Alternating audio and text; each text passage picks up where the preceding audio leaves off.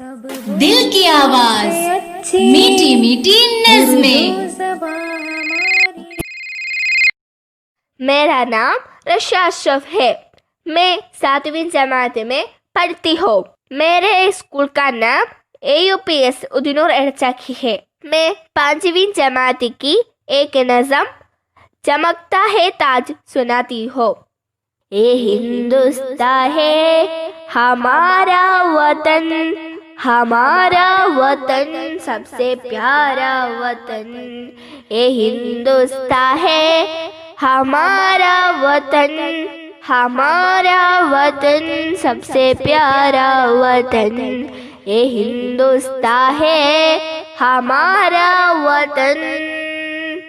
मुहब्बत है अपने वतन से हमें, मुहब्बत है अपने चमन से हमें, मुहब्बत है अपने वतन से हमें, मुहब्बत है अपने चमन से हमें।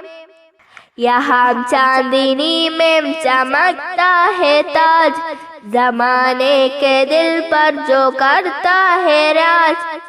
ये हिंदुस्तान है हमारा वतन, हमारा वतन सबसे प्यारा वतन। ये हिंदुस्तान है हमारा वतन। हमें प्यारा अपनी अलोरा से है, हमें प्यारा अपनी अजंदा से है। ये दुनिया के आंखों का तारा वतन, ये हिंदुस्तान है हमारा वतन। ये हिंदुस्तान है हमारा वतन, हमारा वतन सबसे प्यारा वतन।